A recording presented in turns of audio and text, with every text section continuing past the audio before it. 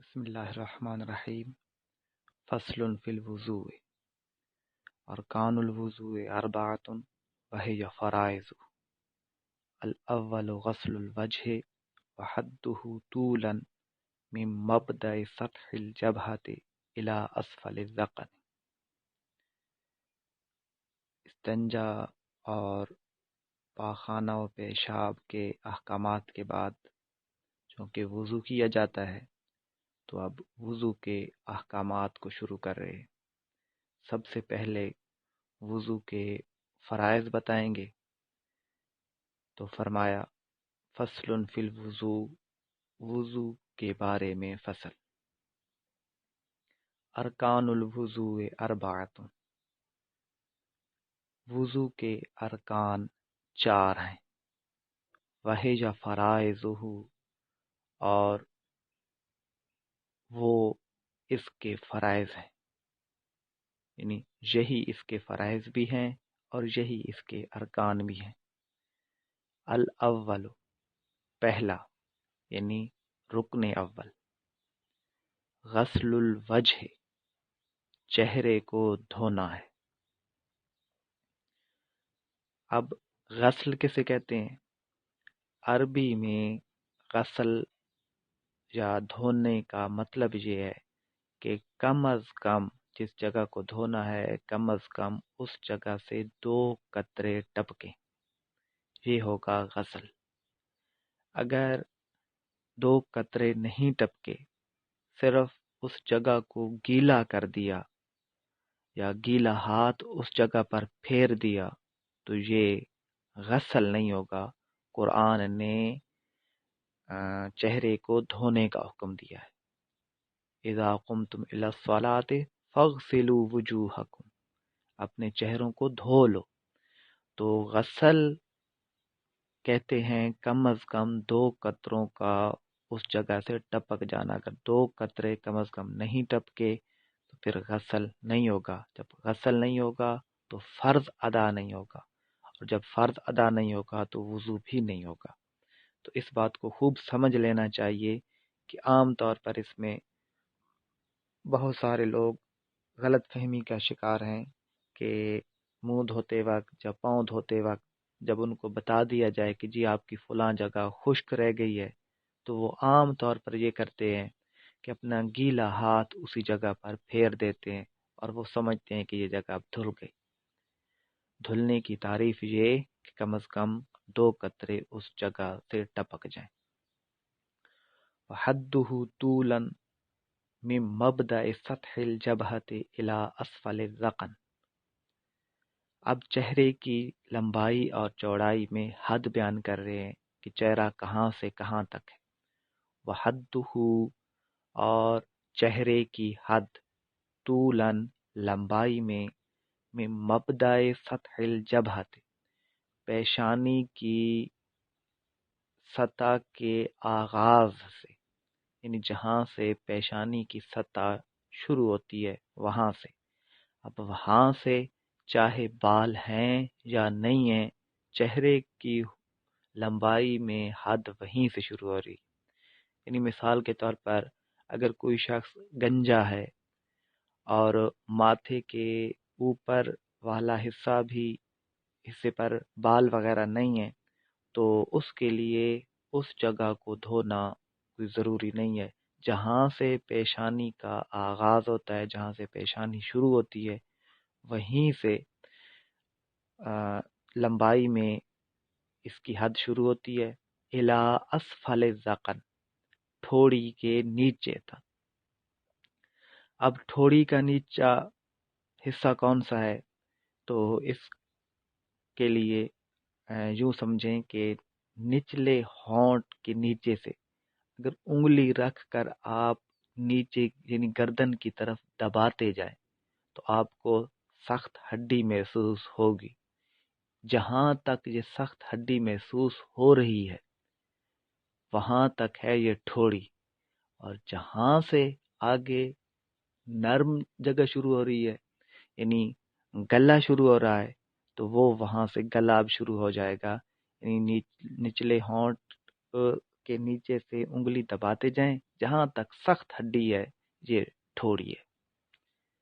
تو لمبائی میں چہرے کی حد پیشانی کے سطح کے شروع ہونے سے ٹھوڑی کے نیچے تک، وحدہ ارزن، اور چوڑائی میں چہرے کی حد ما بین شحمتی الاذنین، دونوں کانوں کی لوؤں کے درمیان، یعنی دونوں کانوں کے نیچے جو گوشت لٹک رہا ہے اس جگہ ایک کان کی ایک لو سے لے کر دوسرے کان کی لو تک شحمت طے، یہ کہتے ہیں یہ کان کی لو کو۔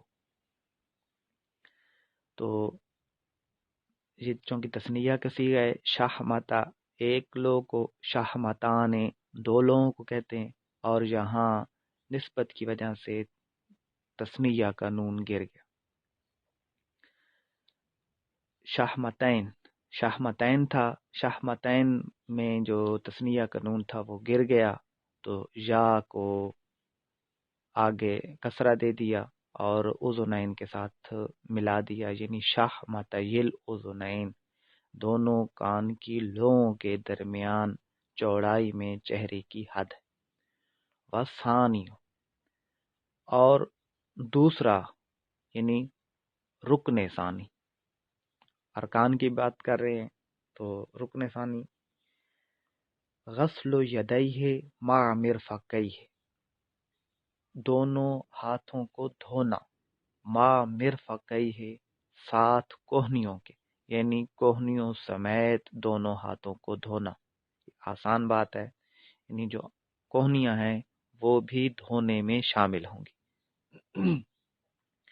والثالث غسل رجلیہ مع کعبیہ، اب تیسرا فرض یا رکن بتا رہے ہیں کہ غسل رجلیہ مع کعبیہ، دونوں پاؤں کو دھونا، مع کعبیہ، ٹخنوں کے ساتھ، ٹخنوں کے ساتھ، ٹخنوں کے سمیت، ٹخنوں سمیت دونوں پاؤں کو دھونا، یہ تیسرا فرض ہے، یعنی ٹخنے بھی دھونے میں شامل ہوں گے۔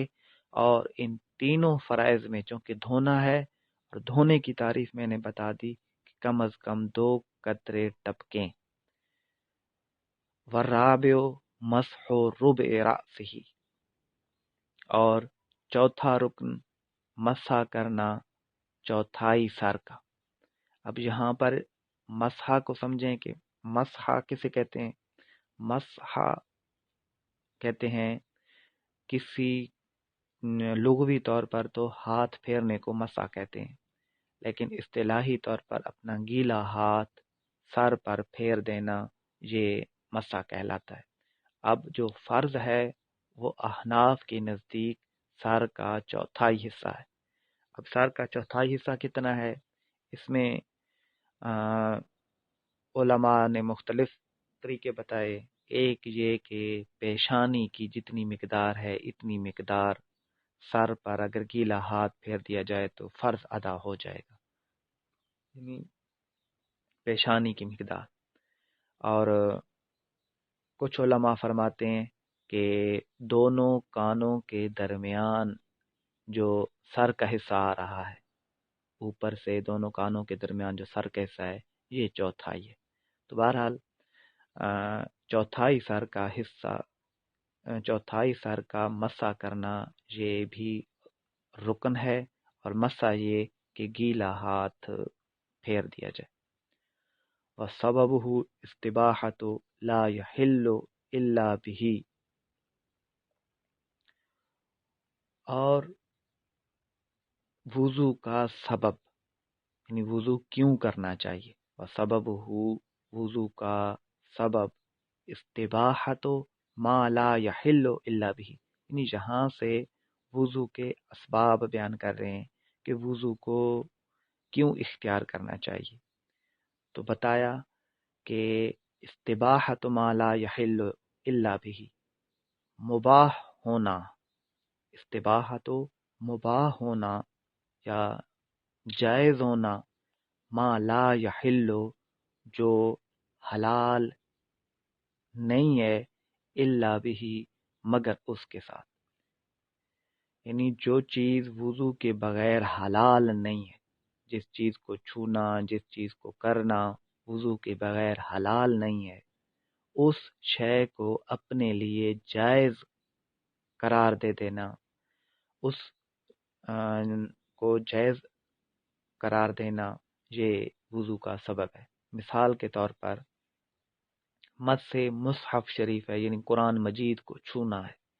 اب قرآن مجید کو بغیر وضو کے چھونا حلال نہیں ہے، تو کوئی شخص قرآن مجید کو چھونا چاہتا ہے تو قرآن مجید کے چھونے کو اپنے لیے جائز قرار دینا، اپنے لیے مباح قرار دینا، اس کے لیے اس بندے کو وضو کرنا ہوگا۔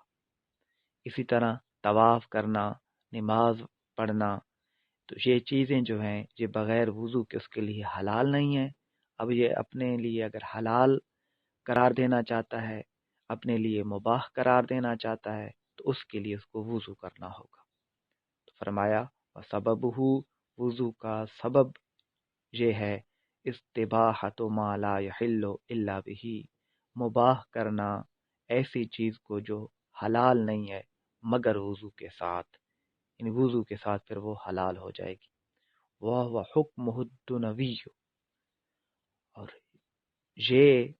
یہ جو حکم بیان کیا کہ جو چیز اس کے لیے حلال نہیں تھی وضو کے ساتھ اس کے لیے مباح ہو گئی، حلال ہو گئی، تو یہ حکمہ الدنوی، یہ دنوی حکم ہے، یعنی دنیا میں رہتے ہوئے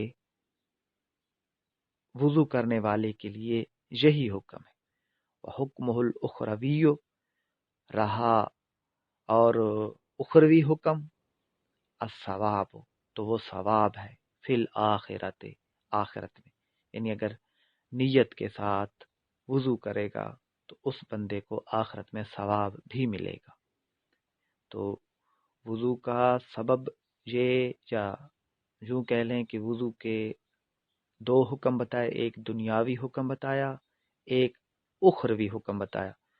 دنیاوی حکم یہ ہے کہ جو چیز بغیر وضو کے حلال نہیں ہے اس شے کو حلال کرنا ہے وضو کے ساتھ، اور اخروی حکم یہ ہے کہ وضو کرنے سے قیامت کے دن آخرت میں اس بندے کو ثواب ملے گا۔ اللہ تعالی ہمیں علم نافع عطا فرمائے۔ واللہ